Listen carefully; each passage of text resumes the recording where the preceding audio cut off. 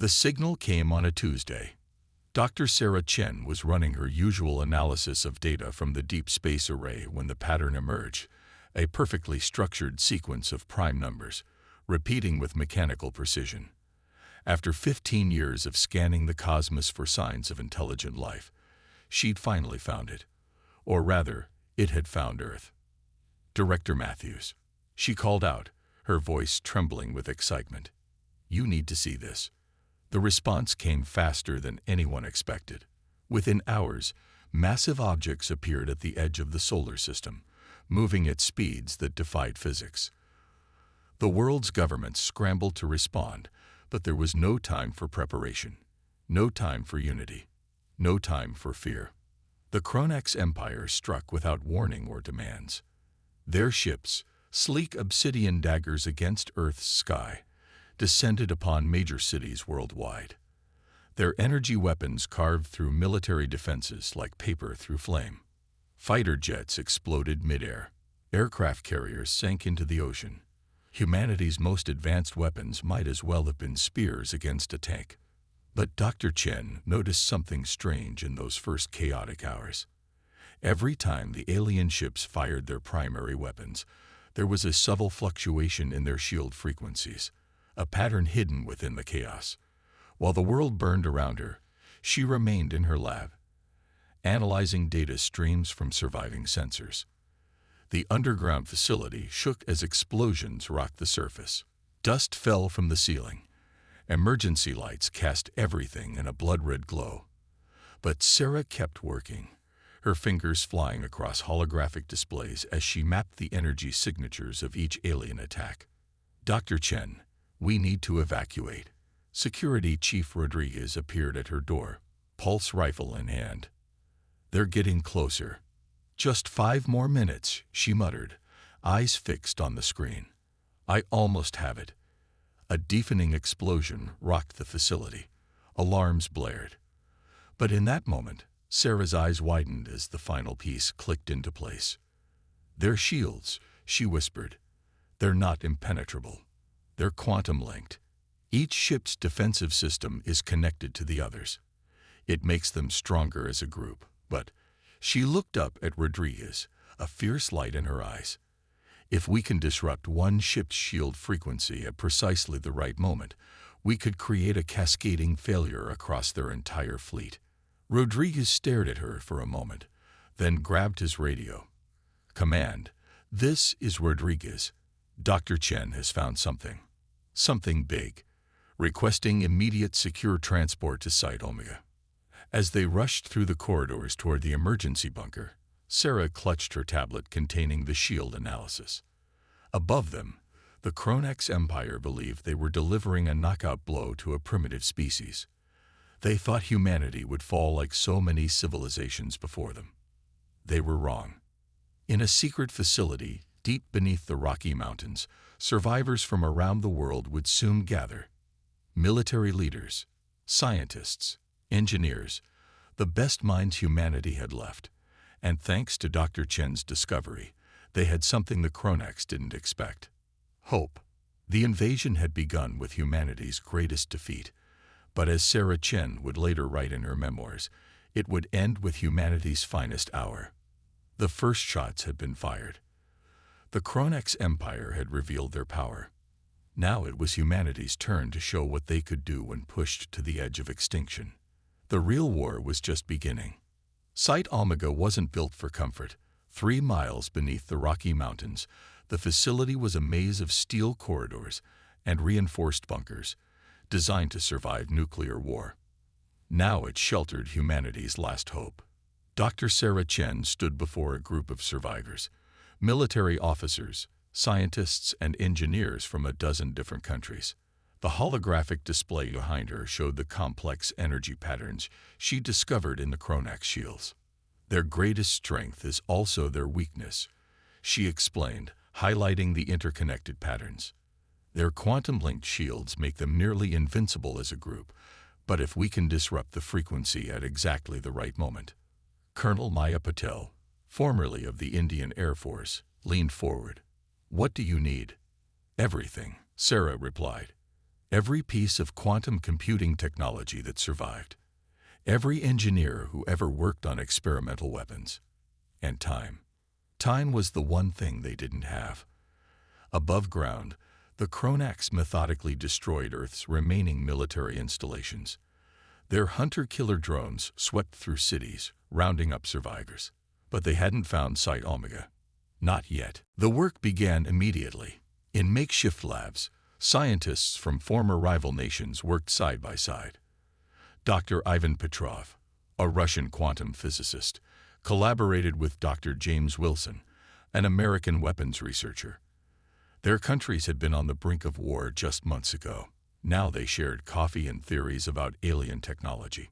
Sarah worked around the clock, fueled by determination and terrible coffee. The solution was there, hidden in the numbers. They just had to find it. The breakthrough came from an unexpected source.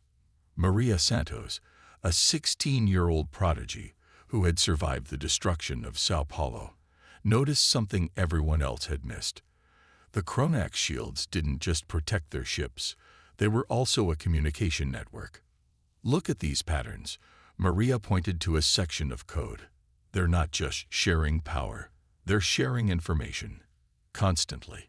What if we could inject our own signal into their network? Sarah's eyes widened as she understood. They didn't need to overpower the shields. They needed to hack them. But creating a quantum virus capable of infiltrating alien technology would take resources they didn't have. That's when Colonel Patel revealed Site Omega's greatest secret. Deep within the mountain, behind blast doors thick enough to withstand a nuclear blast, sat Project Oracle, the world's most advanced quantum computer. It had been a joint project between major world powers, kept secret from the public. Now it would become humanity's digital weapon. As the team worked on the quantum virus, others prepared for what would come next. In hidden bases around the world, resistance cells trained with salvaged alien technology. Old ham radio networks were repurposed to create a secure communication web. The Chronax might control the skies, but humans still ruled the underground. Then came the warning. Site Omega's long-range sensors detected a massive Chronax ship approaching their region. It was unlike anything they'd seen before, a city-sized vessel that radiated power. They're not just looking for survivors anymore, Colonel Patel announced grimly. They're looking for us. Specifically. Sarah stared at the sensor readings, her heart pounding. The Chronax had detected their quantum experiments. They knew someone was probing their shield network. How long do we have? She asked. At their current speed, 3 days, maybe 4. Sarah turned to her team, seeing the same mix of fear and determination in their eyes that she felt in her heart. Then we have 3 days to complete the virus, to get it right on the first try. Maria stepped forward, tablet in hand. I have an idea, but you're not going to like it. The young Brazilian explained her plan. She was right. No one liked it. But as the massive Chronax ship drew closer, they all knew it might be their only chance. The resistance had remained hidden, gathering strength. Now they would have to strike first, and strike hard, or humanity's last hope would be crushed beneath the mountain. The countdown to humanity's most daring operation had begun. Maria's plan was as brilliant as it was dangerous. Instead of trying to crack the Chronax shield network from the outside, they would upload their virus directly into a Chronax ship. The approaching vessel wasn't just hunting them, it was an opportunity. We've detected a quantum research facility on board, Maria explained, pointing to energy readings. They're studying something big. Whatever it is, they're using enough power to light up a small country. Dr. Chen and her team worked frantically, refining the quantum virus while Colonel Patil assembled a strike team. They had salvaged Chronax weapons and armor from previous skirmishes, enough to equip a small squad. But getting aboard the alien vessel would require something more. That's when Dr. Petrov revealed his own secret project. In a sealed lab deep within Site Omega, he had been reverse engineering a captured Chronax teleportation device. It wasn't perfect. The range was limited, and it could only transport a few people at a time. But it was their only shot. The strike team would consist of 6 members. Colonel Patel would lead, with Dr. Chen joining to implement the virus. Maria, despite protests, had to come. She understood the quantum coding better than anyone. 3 Special Forces operators, Captain Jack Torres, Lieutenant Aisha Rahman, and Sergeant David Kim, would provide combat expertise. As they prepared, Sarah discovered something in the Chronax transmission data that chilled her to the bone. The aliens weren't just conquering Earth. They were studying it. Studying humans. The quantum facility on their ship contained detailed biological data on thousands of human subjects. They're not just invaders, Sarah announced to the Resistance leadership. They're researchers. Earth isn't their first target. We're part of some kind of experiment. The revelation added urgency to their mission. The day before the Chronax ship would reach their location, the strike team gathered in the teleportation chamber. They wore modified Chronax armor, its sleek black surface decorated with hastily added human military insignias, a small act of defiance. Remember, Colonel Patel briefed them, we have 30 minutes from insertion to virus upload. Any longer, and their internal sensors will detect us. Dr. Chen, you and Maria head straight for the quantum core.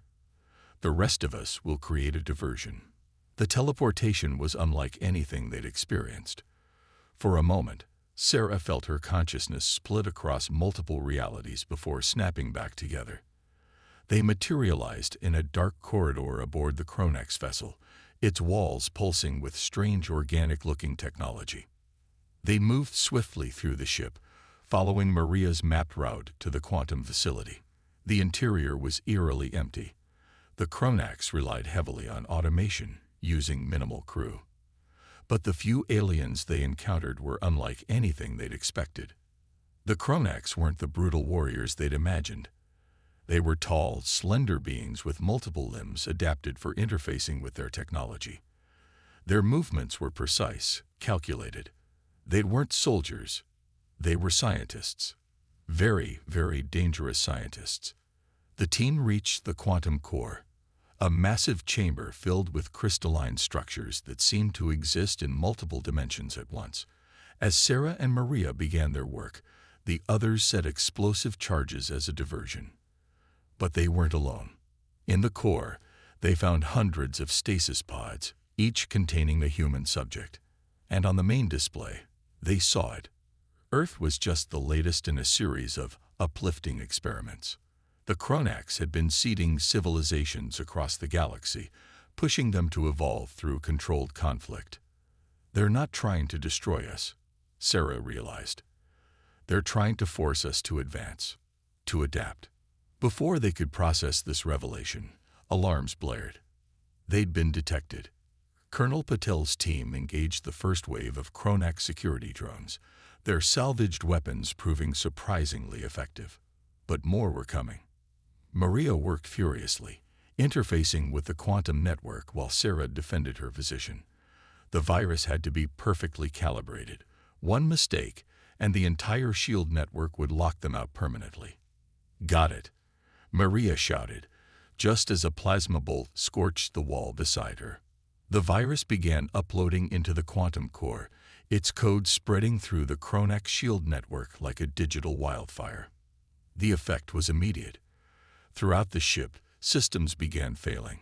Shields flickered, power fluctuated. But they weren't done. Maria had added something extra to the virus, something she'd kept secret until now. She hadn't just hacked their shields. She'd copied their entire research database. As emergency teleporters yanked them back to Site Omega, Sarah caught a glimpse of the Chronax ship's command center. The alien scientists weren't attacking. They were observing, recording, analyzing. And if Sarah didn't know better, she could have sworn they looked pleased. The Resistance had just changed the game. But the true purpose of the Chronax invasion, and humanity's role in their grand experiment, was only beginning to become clear. The stolen Chronax database was a treasure trove of information, but what they found inside defied imagination. Maria and Dr. Chen worked for days decoding the alien data, each revelation more stunning than the last. "Look at this," Maria pointed to a star chart filled with marked worlds. "These are all their experimental sites. Dozens of civilizations, each pushed to evolve through controlled conflict. But here's the thing. Earth is different. We're not following their predicted patterns." Sarah studied the data. The Chronax had expected humanity to develop unified planetary defenses after the first attack. Instead, they'd fragmented, gone underground, and emerged stronger. Their quantum virus attack had been completely unexpected. No other species had ever managed to hack Chronax technology. But the biggest surprise came from a heavily encrypted file labeled Threat Assessment, Vigilance. It contained information about another advanced species that had been systematically disrupting Chronax experiments across the galaxy. "They're not alone out there," Sarah realized. "And not everyone agrees with their methods." Before they could dig deeper, Site Omega's sensors detected something new. A small ship entering Earth's atmosphere, using technology completely different from the Chronax. It landed in the mountains near their base, making no attempt to hide its presence. Colonel Patel led a heavily armed team to investigate. What they found changed everything. The ship's occupants called themselves the Vigilance. They were tall, crystalline beings that seemed to phase in and out of reality. Natural quantum entities. Their leader, who took the name Aurora to communicate with humans, explained their purpose. The Chronax believe evolution requires conflict. Aurora's thoughts resonated directly in their minds. They seed worlds, trigger wars, and study the results. "We have watched countless civilizations destroy themselves in their experiments. But you are different." The Vigilance revealed that humanity's response to the invasion had sent shockwaves through the galaxy. No species had ever turned the Chronax's own technology against them. More importantly, humans had demonstrated something unique: the ability to unite and innovate even while remaining diverse and independent. "Your adaptability threatens their entire model," Aurora explained. "They will not allow this experiment to continue. They will terminate your world rather than risk their theories being proven wrong." The news hit hard. The Resistance had thought they were winning, but they'd actually pushed the Chronax toward a more extreme solution. Long-range sensors confirmed it. A massive fleet was assembling at the edge of the solar system, carrying planet-killer weapons. But the Vigilance offered hope. On a distant world, they had discovered an ancient quantum weapon capable of shutting down all Chronax technology within a star system. The only problem: the weapon was coded to respond only to species with specific neural patterns. Aurora turned to face them, her crystalline form shimmering.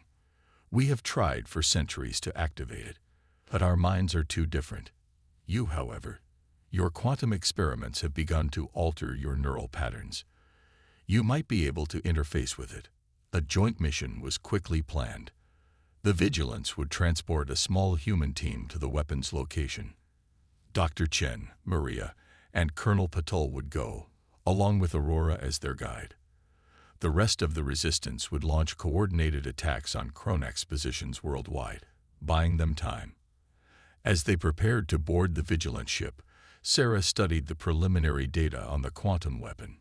Its design was unlike anything she'd seen, more advanced than even Chronax technology. Someone else had fought these battles before, long ago. "Who built it?" she asked Aurora. The crystalline being's form flickered. "We don't know. They vanished months ago, leaving only their weapons behind." But their message was clear: some experiments are too dangerous to continue. The mission would take them far beyond Earth, beyond known space, to a place where ancient powers had left their mark. But they had less than 48 hours before the Chronax fleet arrived to terminate their world.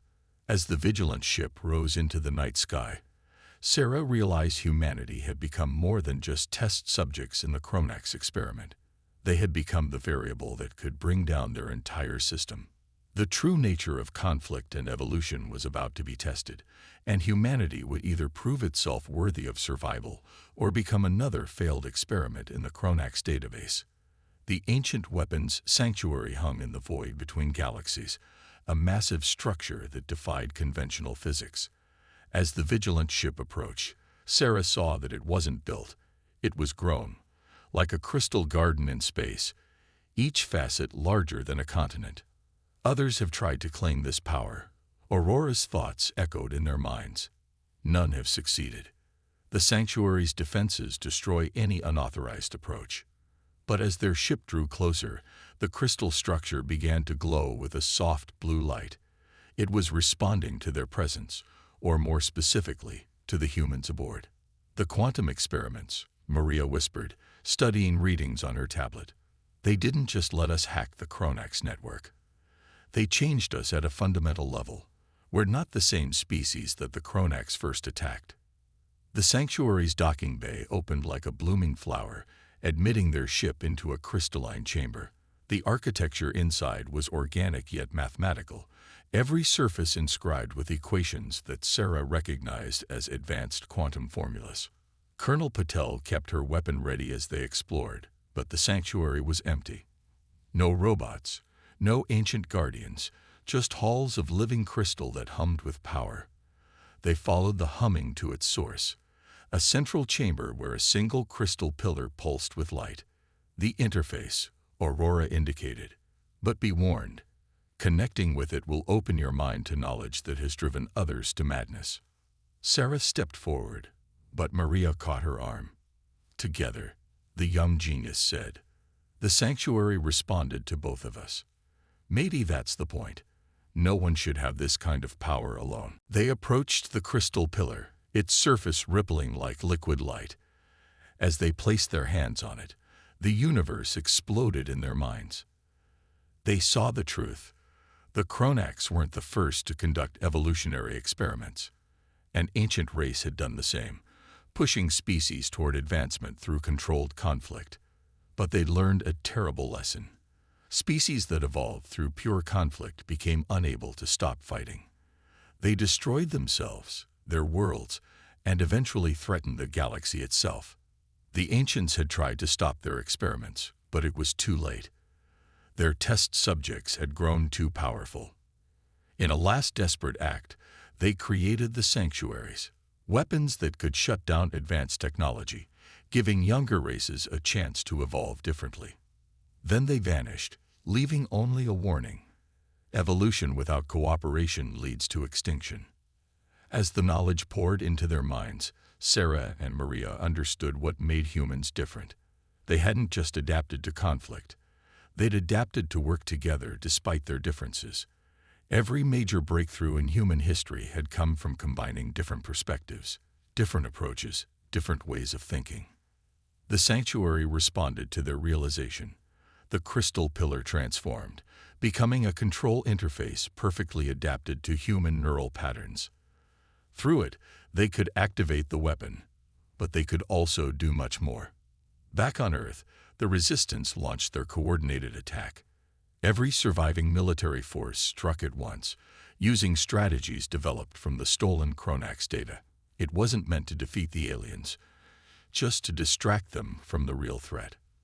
The Chronax fleet arrived in force, planet-killer weapons ready. Their ships filled Earth's sky, a seemingly invincible armada. Their commander broadcast an ultimatum: surrender for termination, or be destroyed resisting. That's when Sarah and Maria activated the sanctuary. The wave of quantum energy that swept through the solar system was unlike anything ever recorded. Chronax ships didn't just shut down, they transformed. The quantum-linked technology that made them so powerful became their greatest vulnerability. But the sanctuary didn't just affect the Chronax.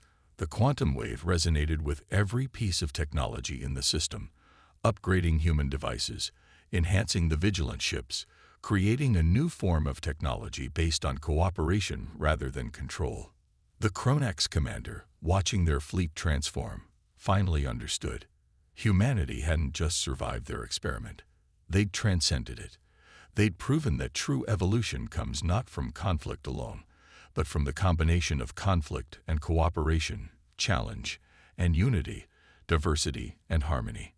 1 year later, Earth had changed. human quantum technology, enhanced by the Sanctuary's gift, had repaired much of the war's damage. The Chronax, their military power broken, had been forced to reform. Under vigilant supervision, they now shared their knowledge freely with other species. And humanity. They'd taken their place among the stars, not as conquerors or subjects, but as innovators and mediators, the species that had learned to turn conflict into cooperation, to transform invasion into innovation. The real experiment, Sarah would later write, wasn't about survival of the fittest. It was about becoming something more than what we were. The Chronax taught us how to fight. The Vigilance taught us why to fight. But humanity taught the galaxy that the greatest victories come not from defeating your enemies, but from transforming them into allies. The war was over. Humanity had survived. But their greatest adventures were just beginning.